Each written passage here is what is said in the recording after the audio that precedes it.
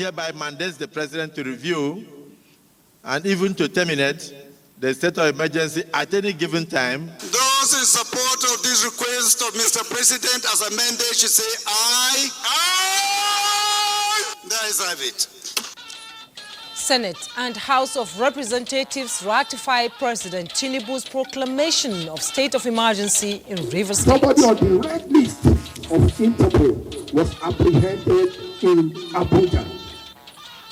Reforming the Nigerian Immigration Service, Minister highlights tech-powered progress. These big vehicles should be stopped from mixing with smaller vehicles, and they can move later at night.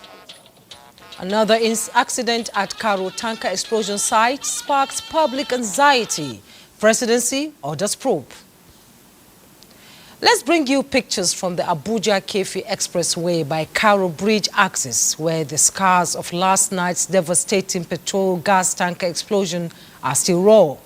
Another incident involving another tanker is reported to have occurred earlier today at about the same spot. The pictures there on the screen show the wreckage have now been cleared, but yet the weight of what could have been still hangs heavy in the air. A reminder of how swiftly ordinary moments can unravel into tragedy. And in spite of the losses suffered, let us carry forward not just sorrow, but healing and hope. On this Thursday night, our prayers are with every family impacted by this unfortunate incident. Hello and welcome to NTA Network News. I am Jumma Yusuf. Tonight, Benny Adams is on hand for the business news and Francisca Bella is our lead for sports on major happenings in the world of sports. Remember, you can watch this newscast live on any of our social media platforms displayed on the screen. Now, Rivers State is trending, and the reason is perhaps one of the most talked about issues in public space in Nigeria today. But Nigerians are divided on the imposition of emergency rule in Rivers State.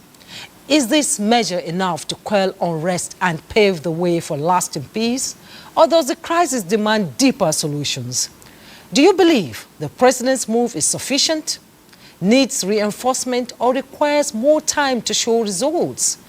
Well, let's share your opinion in our latest poll. Scan the QR code that will be displayed on the screen and join the conversation shaping the narrative around Rivers State's future. And yes, it is day 2 of emergency rule in Rivers State. And can I venture a bit by saying that Port Harcourt looks peaceful this Thursday night, even as the city holds its breath under emergency rule. Indeed, the capital looks substantially quiet from up there as residents reconcile with the new normal. We do have our correspondents, Kingsley and Marjorie, on standby somewhere there in Port Harcourt for a live update. Kingsley will be coming back to you presently to get a sense of how things are there in Rivers State. Do stand by and we will be back shortly. We begin with the legislature as Senate has approved President Tinubu's proclamation of state of emergency in Rivers State in line with provisions of Section 305 of the Constitution. The approval came after an executive session.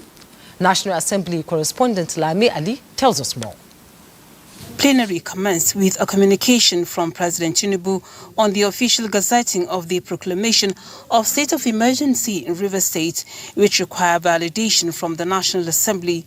Senate leader Okoyemi Bamidele then moved a motion for Senate to resolve into an executive session to enable the presiding officer brief the Senate on the circumstances that led to the proclamation and the current state of affairs in Rivers State. I move, pursuant to Order 135 of our rules, that the Senate now goes into a closed session. Resolutions reached during the closed session were adopted by a voice vote.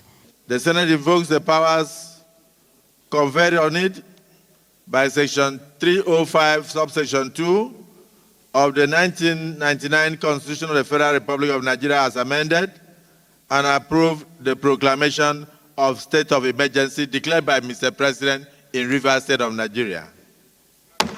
The Senate further directs that the declaration of the state of emergency stated in the proclamation document and the mandate of Mr. President to review, and hereby mandates the President to review and even to terminate the state of emergency at any given time, but not later than 6 months.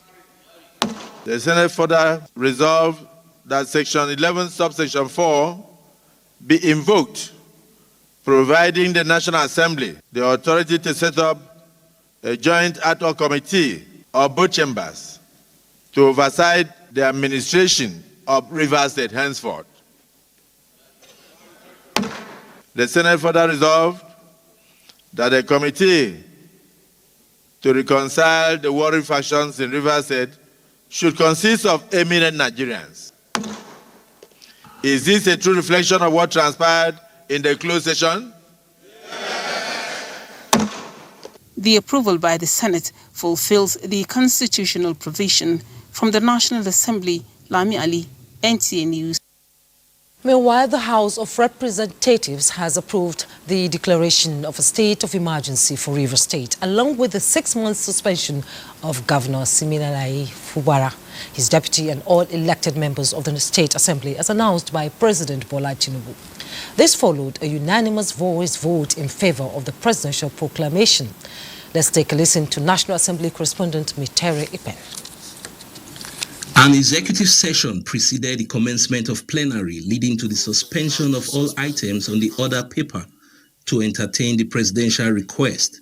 I hereby forward the consideration of the House of Representatives copies of the official Gazette of the State of Emergency Proclamation 2025. I wish, in view of the grave and urgent situation that has necessitated its issuance, to particularly commend this proclamation to the House of Representatives for consideration and approval in line with the Constitution. Some lawmakers had insisted on a quorum before the debate. Mr. Speaker, this is a constitutional. Yes, Can we do a head count, Mr. Speaker? So that Nigerians will know that we are not circumventing the Constitution. I want the House to note that today's plenary is being attended by 243 members based on our attendance registers. That settled, lawmakers proceeded to make amendments to the presidential proclamation of emergency rule in Rivers State, including allowing the National Assembly to legislate for the state during the period in line with Section 11 of the Constitution. I listened to Mr. President's proclamation where he said that the sole administrator will be reporting to the Federal Executive Council.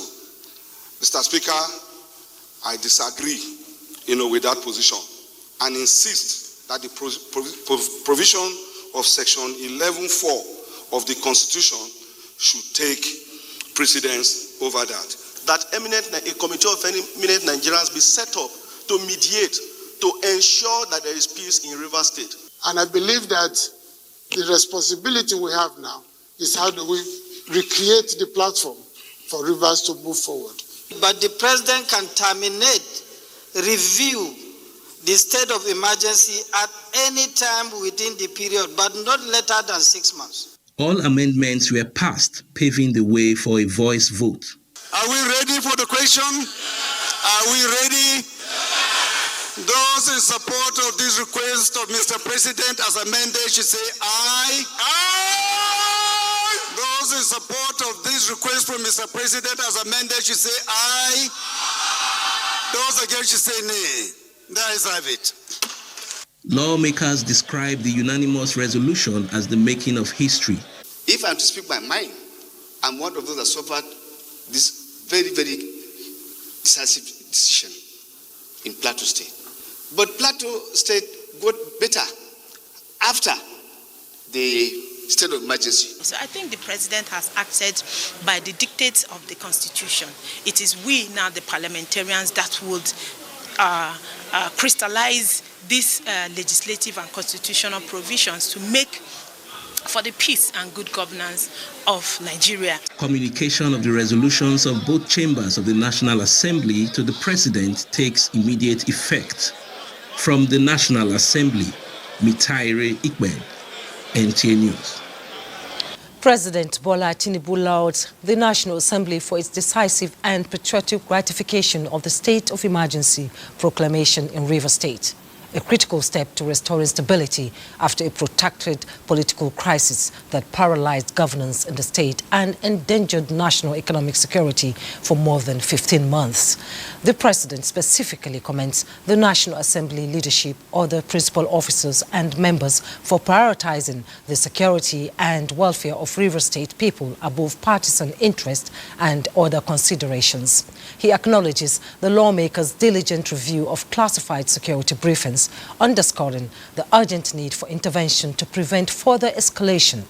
The president reaffirms that the 6-month emergency will empower the newly appointed sole administrator to stabilize River State, address systematic breakdowns, and facilitate dialogue among conflicting parties.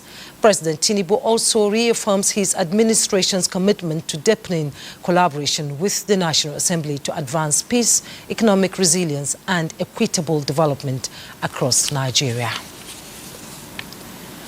Now, let's return to Port Harcourt in our continuing coverage of the state of emergency in River State. We now rejoin our correspondent, Kingsley Almajiri. Kingsley, as the state grapples with this drastic new reality, if you can hear me, can you walk us through how the people are adjusting to the changes? All right, I would like to welcome you to Port Harcourt. This is a cool evening here. We are by Ikwere Road and Rumokuta axis of Port Harcourt. No doubt the people are, of course, adjusting to the new realities in town. Across parts of River State, it has also remained a very peaceful and calm atmosphere. When the new administrator assumed office, he met with key critical stakeholders in government and security, security chiefs in the state, and they held meetings.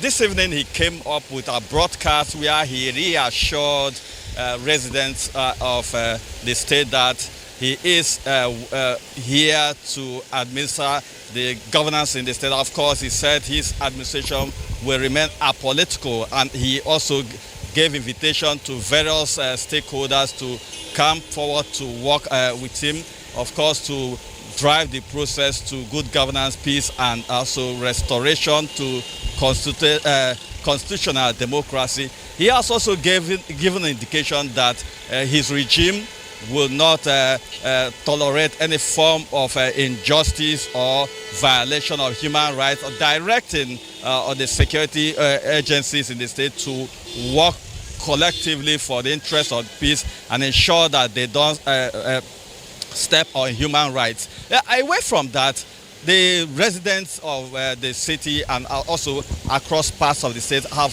continuously gone ahead to do their businesses. Even tonight, as we drove past various locations toward this point where we are right now this evening, people are out there doing their legitimate businesses. One key thing that comes to mind among critical stakeholders, notwithstanding the divergent views that have been expressed with the appointment of an administrator for River State, the key concern now is how will these critical stakeholders work with the administration to ensure that there is sustainable peace and the restoration of constitutional democracy in the nearest future. This is the reality, of course, here in Port Harcourt and, of course, River State at large.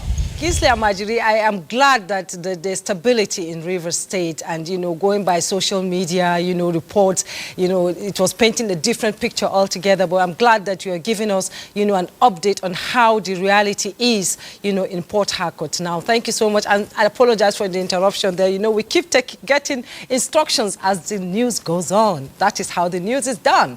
Thank you so much, Kingsley Almajiri, for that. We appreciate you. Thank you very much. Great. A coalition of opposition political leaders in the country led by former Vice President Atiku Abubakar says the declaration of a state of emergency in River State is a subversion of democracy. This was at a media briefing in Abuja. Timothy Yusuf reports. Gathered here are majorly opposition leaders comprising of former Vice President Atiku Abubakar, representatives of other parties including 2023 Labour Party presidential candidate Peter Obi, former Governor of Kaduna State Nasir El-Rufai. The coalition believed that the prevailing situation in Rivers State is at variance with the Constitution of Nigeria 1999 as amended. It's not only the responsibility of the opposition to defend democracy, it's the responsibility of all Nigerians, all of you, to defend democracy. Meanwhile, the People's Democratic Party, PDP, has called for calm and promised to stand with Governor Sim Fubara and the people of Rivers State over the declaration of a state of emergency. Section 180 of the Constitution is clear as to the tenure of a state governor. The Nigerian Civil Society Situation Rule remains committed to defending democracy and holding the rule of law. Situation Room, however, called for calm in the face of prevailing circumstances. Timothy Yusuf, NTA News. We'll take a break now. There's more after. Don't go away. Do stay. Thanks for joining us. President Bola Tinubu has directed a thorough investigation into the tanker explosion that resulted in multiple accidents and loss of lives in Cairo, Abuja on Wednesday night. The president condoles with family members who lost loved ones in the inferno, which happened at the peak hour. President Tinubu orders priority treatment of the injured in various medical facilities in the capital city. The president directs security agencies, particularly those concerned with road safety, to pay closer attention to traffic around the capital city's entry and exit points.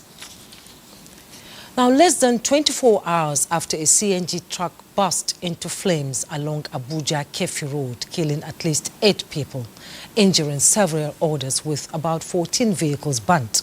Another accident has occurred at the same area. This time, a heavily loaded articulated vehicle was said to have lost control as it descended and crashed at the side of the road. Let's have the latest update from Sarafina Okon.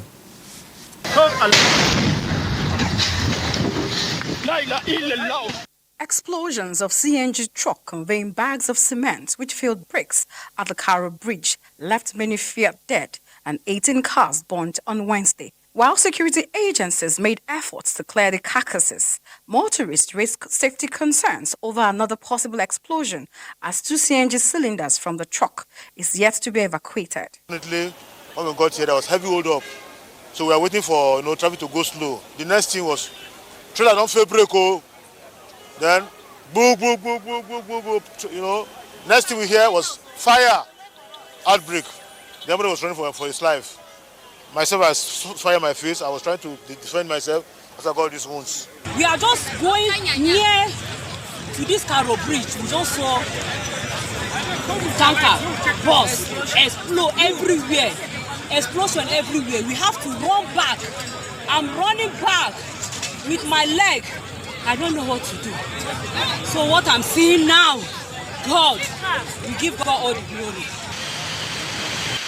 After Wednesday's tragic accident, which claimed lives, this Thursday afternoon, another articulated truck conveying bags of fertilizers from Kaduna en route Calabar failed brake at the same point, leaving the driver of this pickup vehicle dead and the truck driver seriously injured and taken to the hospital for treatment. We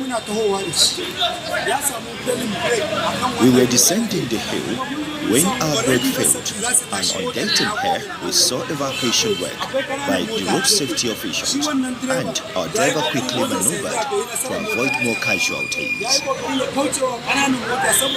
This accident, many say, calls for immediate enforcement of the law on checking movements of articulated vehicles from plying major highways during rush hours and mount barricades. Strong view about this have remained the same, that there is a need to introduce a barricade, a very strong barricade that will come down to the level of the sizes of or the height of the vehicles.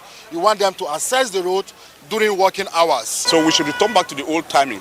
Where at a certain period of peak periods, these big vehicles should be stopped from mixing with smaller vehicles, and they can move later at night and so on. In the last 3 days, the sport has recorded 3 major accidents and all claiming lives. Serafina Okon Omekwe. NTA News. In the meantime, Nigeria's First Lady Oluremi Tinubu has expressed deep sadness over the unfortunate tanker explosion which occurred on Wednesday at Karo Bridge along the Abuja-Kefi Highway, leading to loss of many lives and property. In a statement by her senior special assistant on media, Busola Koki, the First Lady commiserates with the FCT minister, families of the deceased and the injured affected, business and property owners as well as the people of Abuja over the site incident. She urges owners and drivers of vehicles, especially articulated vehicles, to ensure the roadworthiness and good condition of their vehicles before putting them on the road to avert a recurrence of such incident, while praying God to grant the souls of the departed eternal rest and their families the fortitude to bear the irreplaceable loss. The First Lady also wishes those wounded speedy recovery.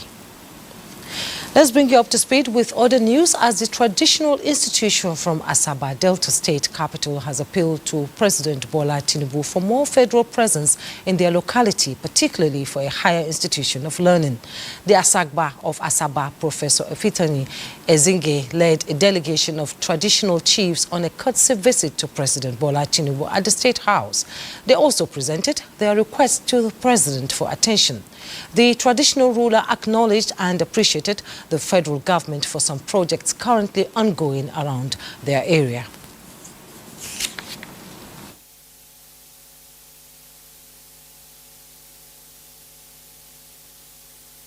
Some of the gestures extended by the federal government to our area, especially access road to the Niger Bridge, passing of gas line, pipelines from Alefikede through Asaba to Oka, all in the works, and also to remember for him the fact that we need institutions in our area, in our locality, especially to remind him that Asaba remains the only state capital without a federal university, and that for us is worrisome.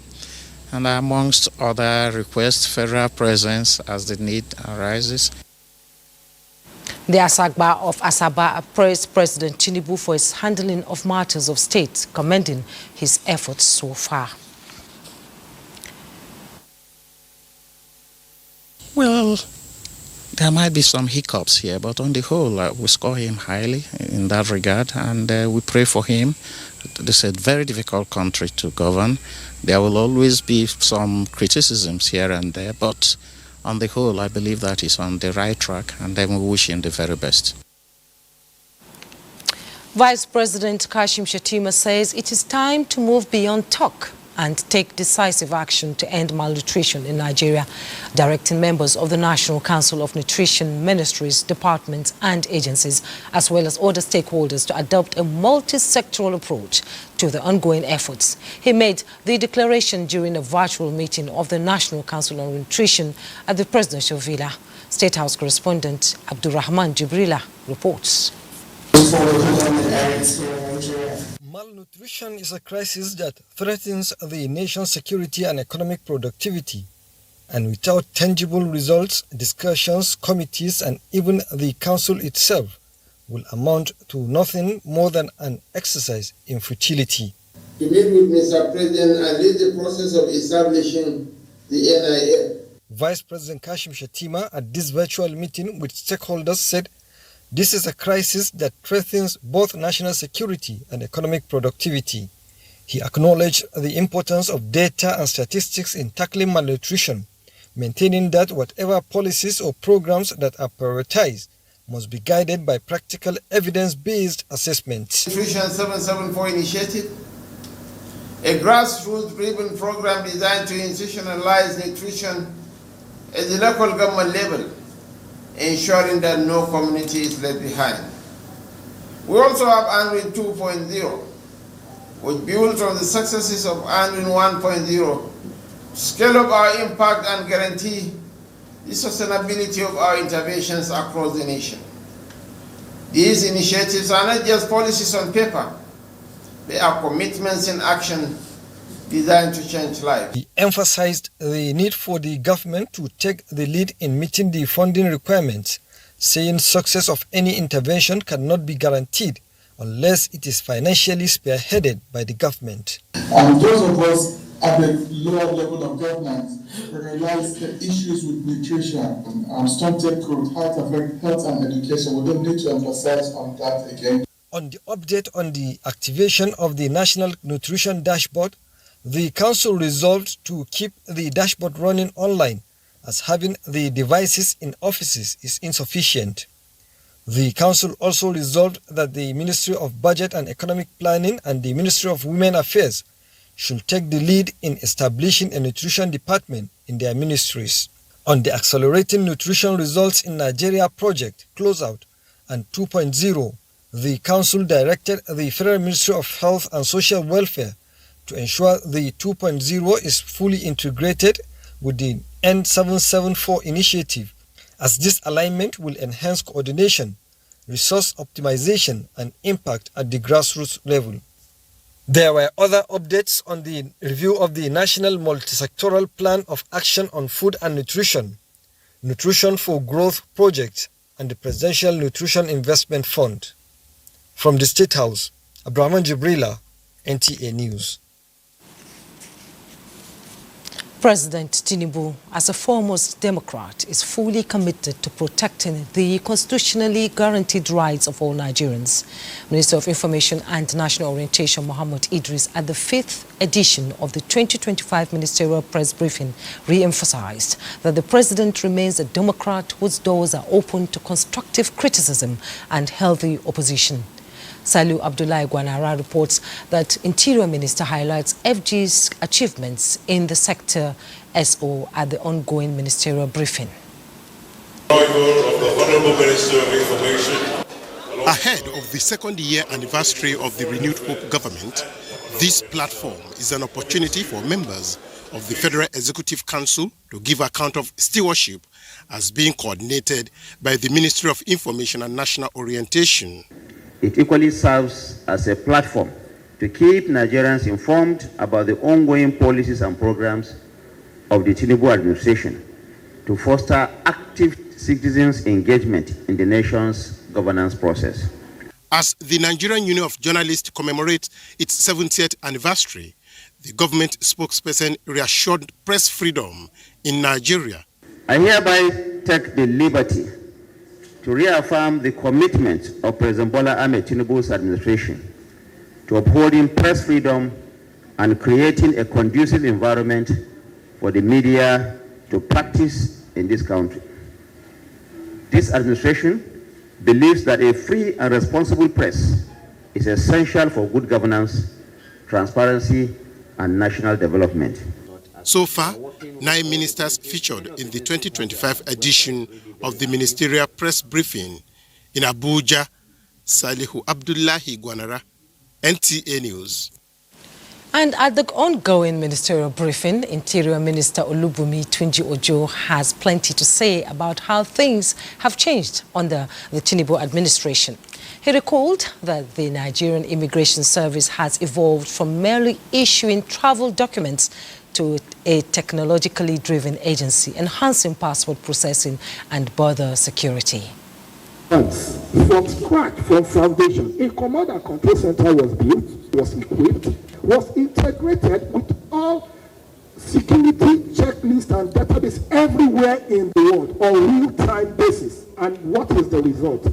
Just 2 days ago, somebody on the red list of Interpol was apprehended in Abuja. Recalled that the Nigerian Immigration Service has evolved from merely issuing travel documents to a technologically driven agency, enhancing passport processing and border security.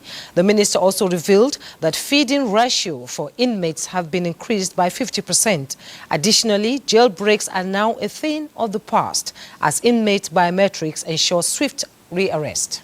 What that means is that if you think you escape, you are only on sabbatical holiday, we will pick you wherever you are. We will pick you.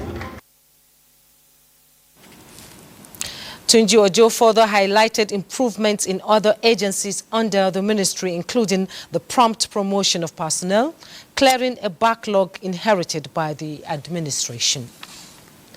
And Minister of Foreign Affairs Yusuf Tugar says the federal government will expedite action to accelerate the Nigeria-Morocco gas pipeline and various projects across key sectors of the economy for Nigeria to become an investment hub. The foreign minister gave this assurance while speaking at the ongoing ministerial briefing on the first quarter of 2025 under review by the present administration. Garbanata Allah tells us more. The Minister of Foreign Affairs, Yusuf Tugar, highlights that his ministry has made significant progress through diplomatic channels, particularly in attracting investments to Nigeria in the first quarter of 2025 across key sectors. There is, of course, the African Atlantic Gas Pipeline, which is the Nigeria-Morocco gas pipeline that has been adopted by ECOWAS.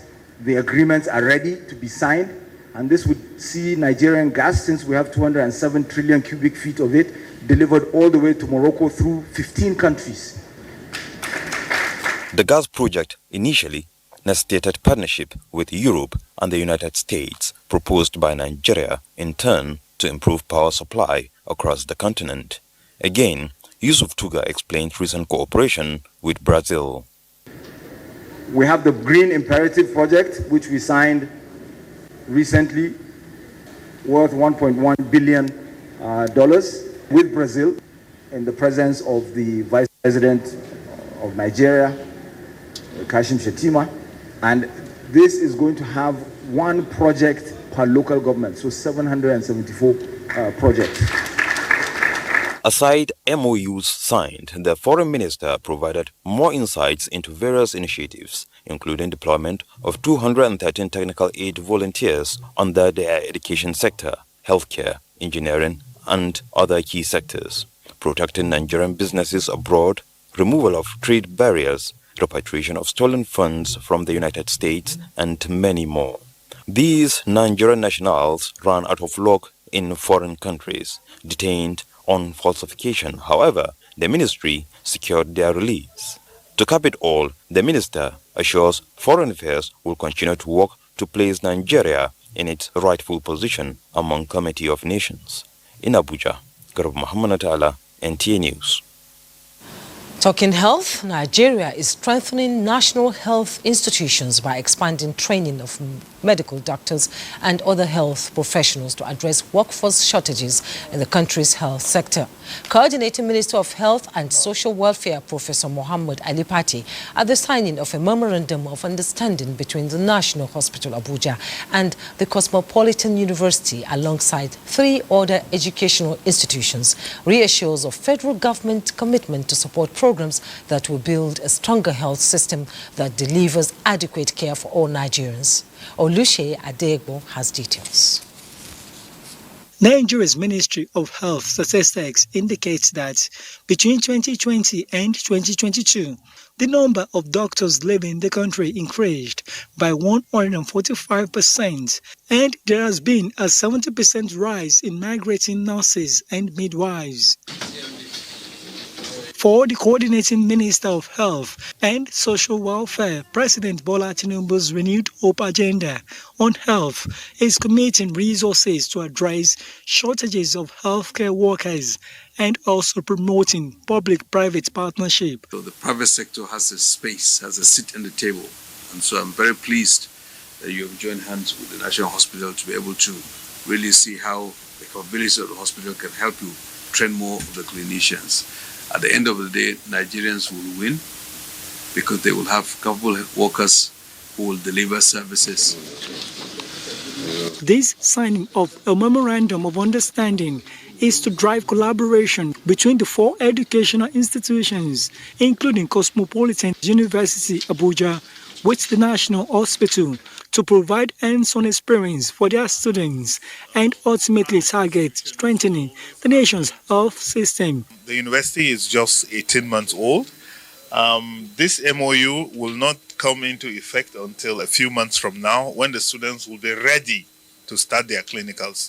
The CMD mentioned that this is the beginning. Of course, we are looking at also collaborating with them to start the MBBS program, which is going to allow us to train medical doctors. The intention was Nigeria first. It's meant to improve Nigerian healthcare system. And each of the people you see has a resolve to really push this forward. The leadership of the Cosmopolitan University Abuja and other actors are confident of the program's sustainability for overall national growth. In Abuja, Olusheye Adiagbo, NTA News. Mathematics teacher and Nigerian educator Kayode Adewale has made waves globally after being shortlisted for the 2025 Global Teachers Prize, a $1 million award celebrating trailblazing teachers. Adewale, who teaches as Imagbon Imaka Comprehensive High School in Ogun State, combines Yoruba, Hausa and cutting-edge technology to demystify mathematics for semi-urban students.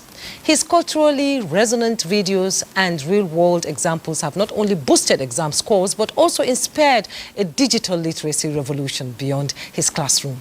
Adewale's Transformation 1090 initiative has empowered 30,000 teachers worldwide, earning him a spot among the world's top 50 educators. He joins me now in the studio to speak on this accolade and more on his profound teaching methods.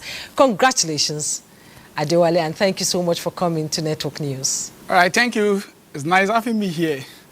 My name is Kayode Adewale. Yes, I've introduced you already, Mr. Kayode. Thank you very much, and I'm a mathematics teacher at Imagbon Imaka Comprehensive High School. Of course, I'm known with my career objective, which is to contribute and be at the forefront of transforming education. Okay, Mr. Adewale, can you hold on for a bit? Let me ask you how you reacted and how you reacted to the news that you were among the 50 shortlisted. And can you walk us through what inspired you to blend local languages with technology in teaching mathematics? And how does it bridge the gap for students? Because as a student in secondary school, wow, I used to run away from maths class. All right, when we look at mathematics as a subject, it's a universal language that every one of us speak. And for this reason, every mathematics teacher or every teacher needs to devise a means and make sure they break down every difficult concept in that subject so that this student can actually understand the universal language we call mathematics. Okay, talking about your transformative 1090 initiative, what was the most transformative feedback you have received from the teachers that have benefited from your kind of teaching? All right, so far so good. We've got, like I said, it was actually conceptualized when I was in US for Fulbright Teaching Excellence, and I was thinking of how to reach out to teachers in the Federal Republic, and I was looking at we have 109 senatorial districts in Federal Republic of Nigeria, and I'm thinking of taking at least 10 teachers and feed them back with that all my US classroom experience, and I've been able to reach out to over 30,000 of them in the Federal Republic of Nigeria with record. I have record in collaboration with other colleagues, just to make sure that I level on that my career objective, which is to contribute and be at the forefront of transforming education in Nigeria. And of course, I can't do this alone. And with this, I've been able to reach out to over 30,000 teachers in collaboration with other teachers in the Federal Republic of Nigeria. And the idea, like I said, is just to make sure that we see the kind of transformation we want in Nigerian classroom. We have been privileged to be out there, to see how education is being run, how teaching is really taking place in all these Western world. And of course, we believe in collaboration with other teachers in the Federal Republic of Nigeria, we can also see the transformation we want in the Nigerian classroom. That's indeed, a transformative move from you. Now, my viewers would like I would like you to understand that we have a classroom in the studio today, and he is going to show us how he has used local language and tech tools to teach a math concept here in the studio, like solving equation or geometry using Yoruba analogies and a digital app. Mr. Kayode, let's hear it from you here.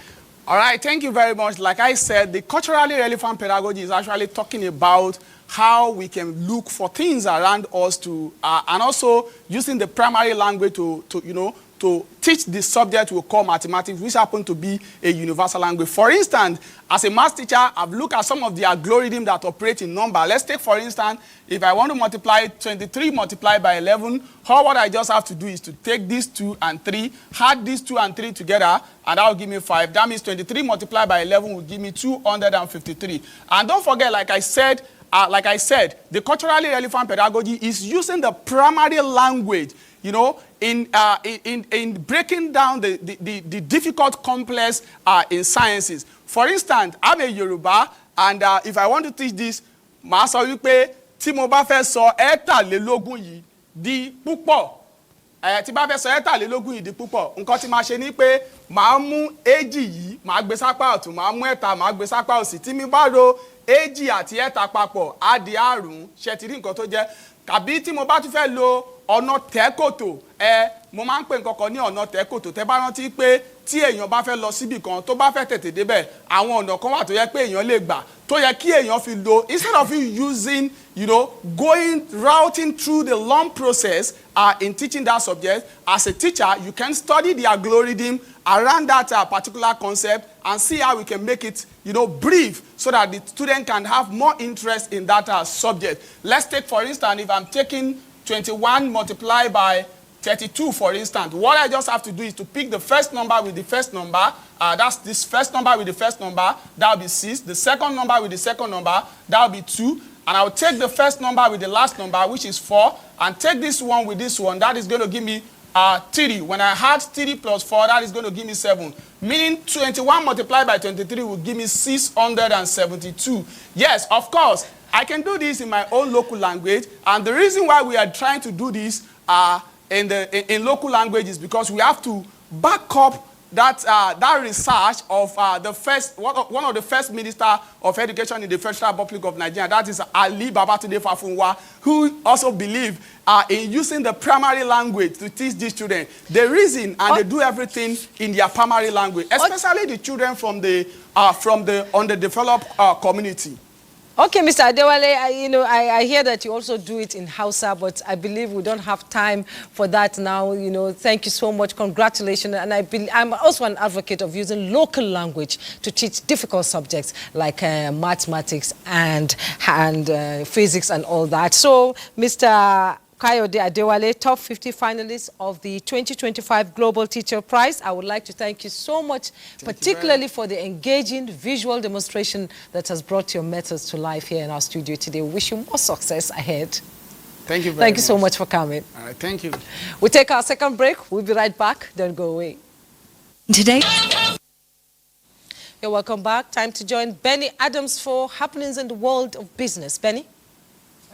We're going straight to the markets. At the close of trading on Thursday, the domestic stock market remained in the red zone, registering its 5th decline in a row. This is as the oil share index fell 5 basis points to close at 104,858.77 points. As such, investors lost 35.35 billion naira, with the market capitalization closing at 65.375 trillion naira. South Africa GSE top 40 is also in the red with 0.70%, while the Tunisia Tune Index being the worst hit at 0.05%. That is it and business. Do stay with us for another break. The result of our surveys you were asked whether the imposition of a state of emergency in Rivers State is sufficient to restore lasting peace in the region. Our findings indicate divided opinions here. 34.1% expressed confidence that the state of emergency is sufficient to stabilize the region, citing its potential to curb violence and enforce order. Meanwhile, 33.7% believe the measure alone is insufficient, arguing that additional steps like dialogue, security reforms, or community engagement are critical. A notable 32.2% remain uncertain, stating it is too early to judge the policy's long-term impact. These results notwithstanding, Nigerians have urged the president to pair the state of emergency with broader initiatives to address root causes of conflict in the state and also rebuild trust. Weather update is next. Welcome to the weather forecast. The risk of a meningitis outbreak is increasing in northern regions, particularly in high-risk states such as Borno, Yobe, Bauchi, Gombe, Jigawa, Kano, Katsina, Sokoto, Zamfara, and Kebbi. The combination of dust, heat, and humidity creates an environment conducive to the spread of the diseases. Residents are advised to get vaccinated, wash hands frequently, and avoid close contacts. Moving on to the forecast, A sunny and hazy atmosphere is expected to prevail across these northern regions. Meanwhile, these north-central cities and the southern half of the country can expect a mix of patches of cloud and sunshine intervals. Isolated thunderstorms are possible over parts of Akwa Ibom, Cross River, and rivers during the morning hours.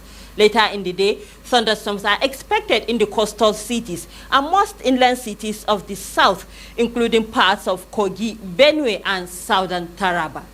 And that's our bit from here. I'm Sefia Senginusa. Thank you for watching.